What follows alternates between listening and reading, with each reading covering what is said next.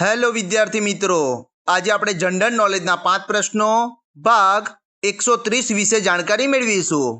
આની પહેલા જનરલ નોલેજના 5 પ્રશ્નો ભાગ 1 થી 129 ના જે વિડીયો છે તે આ યુટ્યુબ ચેનલની અંદર મૂકેલ છે, જે તમે જોઈ શકો છો અને જાણકારી મેળવી શકો છો.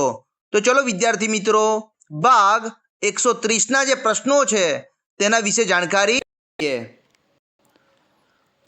પ્રશ્ન 1. વિશ્વની 7 અજાયબીઓમાં સમાવેશ થયેલ ચિચેન ઇત્ઝા ક્યાં આવેલ છે? વિકલ્પ એ ન્યુયોર્ક, વિકલ્પ બી રોમ, વિકલ્પ સી જેરુસલેમ કે વિકલ્પ ડી મેક્સિકો.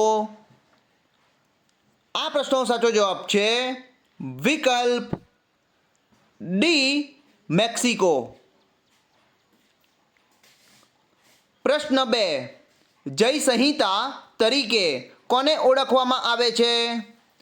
વિકલ્પ એ ઋગ્વેદ, વિકલ્પ બી સામવેદ, વિકલ્પ સી મહાભારત કે વિકલ્પ ડી રામાયણ. આ પ્રશ્નનો સાચો જવાબ છે વિકલ્પ સી મહાભારત.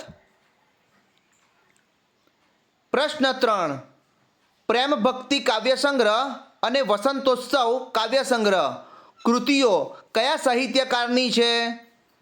વિકલ્પ એ ગૌરીશંકર જોશી, વિકલ્પ બી કવિ નાન્હાલાલ, વિકલ્પ સી રમણલાલ દેસાઈ કે વિકલ્પ ડી પન્નાલાલ પટેલ. આ પ્રશ્નનો સાચો જવાબ છે વિકલ્પ બી કવિ નાનાલાલ. પ્રશ્ન 4. કેવડિયાનો કાંટો નવલકથા અને છૂટાછેડા નવલિકા કયા સાહિત્યકારની કૃતિઓ છે? વિકલ્પ એ જયંત દલાલ, વિકલ્પ બી આદિલ મંસૂરી, વિકલ્પ સી કનૈયાલાલ મુનશી કે વિકલ્પ ડી પીતાંબર પટેલ. આ પ્રશ્નનો સાચો જવાબ છે વિકલ્પ ડી પીતાંબર પટેલ. પ્રશ્ન 5. નીચેનામાંથી કઈ ધાતુ પ્લાસ્ટર ઓફ પેરિસમાં હોય છે? વિકલ્પ એ કેલ્શિયમ, વિકલ્પ બી સોડિયમ, વિકલ્પ સી પોટેશિયમ કે વિકલ્પ ડી રેડિયમ. આ પ્રશ્નનો સાચો જવાબ છે વિકલ્પ એ કેલ્શિયમ. વિદ્યાર્થી મિત્રો, આજે મેં તમને ભાગ 130ના જે પ્રશ્નો છે તેના વિશે જાણકારી આપી.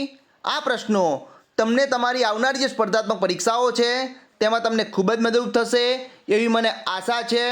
વિદ્યાર્થી મિત્રો, આ વિડીયોના ડિસ્ક્રિપ્શનની અંદર ભાગ 129ના જે પ્રશ્નો છે તેના વિડીયોની લિંક મૂકેલી છે, ત્યાંથી તમે ભાગ 129ના વિડીયોને જોઈ શકો છો અને જાણકારી મેળવી શકો છો. વિદ્યાર્થી મિત્રો, આવા જ જનરલ નોલેજને લગતા વિડીયો જોવા માટે મારી યુટ્યુબ ચેનલને લાઈક કરો, શેર કરો અને સબસ્ક્રાઈબ કરો. જય જય ગરવી ગુજરાત. Thank you.